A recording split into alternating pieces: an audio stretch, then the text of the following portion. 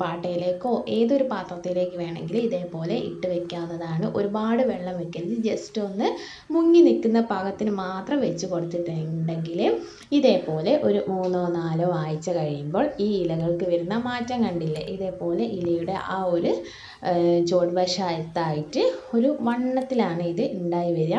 കാരണം ഈ ഒരു ചെടിക്ക് ഒരു കിഴങ്ങാണ് ഉണ്ടാവുക. ഈ ചെടിയുടെ അടിഭാഗത്തായിട്ട് നമ്മളിത് പൊളിച്ച് നോക്കുമ്പോൾ ഇത് കിഴങ്ങാണ് ഉണ്ടാവുക. ഇതേപോലെ എല്ലാ ഇലയും നമ്മൾ ഒരേ സമയത്താണ് വെച്ചതെങ്കിലും ഇലകൾക്കൊക്കെ വ്യത്യസ്ത തരത്തിലാണ് ഇതിന് വേരുകൾ മുളച്ചതും ഇതേപോലെ നല്ല രീതിയിൽ വന്നതുണ്ട്, സാവകാശമായിട്ട് വന്നതുണ്ട്. അങ്ങനെ വെച്ച് കൊടുത്തിട്ടുള്ളതിൽ ഇതേപോലെ നല്ല രീതിയിൽ തന്നെ എനിക്ക് ഈ ചെടികൾ ഉണ്ടായി കിട്ടിയിട്ടുള്ളത്. ഇതേപോലെ നമ്മൾ വൈറ്റ് ബോട്ടിലാണ് വെച്ച് കൊടുത്തതെങ്കിൽ നമുക്കിത് ഇൻഡോറായിട്ട് വെച്ച് കൊടുക്കാൻ നല്ല ഭംഗിയായിരിക്കും കാണാനായിട്ട്. ലീഫ് നമ്മൾ മണ്ണിലേക്ക് നട്ട് കൊടുക്കുമ്പോൾ ഈ ലീഫിൻ്റെ ആ ഒരു വണ്ണുള്ള ഭാഗം മാത്രം ജസ്റ്റ് ഒന്ന് മണ്ണിലൊന്ന് നട്ട് കൊടുത്താൽ മതി. ഇതേപോലെ നല്ല രീതിയിൽ നമുക്കിത് ഓരോ തൈകൾ ഉണ്ടാക്കിയെടുക്കാവുന്നതാണ്. ഒരൊറ്റ ഇല കൊണ്ട് മാത്രം നമുക്ക് ഉണ്ടാക്കിയെടുക്കാവുന്നതാണ്.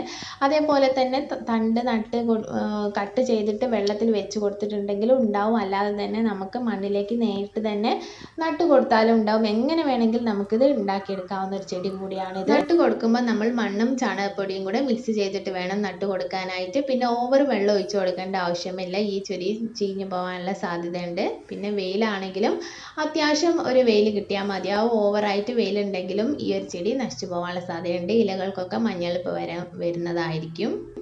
ഇതേപോലെ ഒരു നല്ല വീഡിയോ ആയിട്ട് വീണ്ടും കാണാം. Okay, by.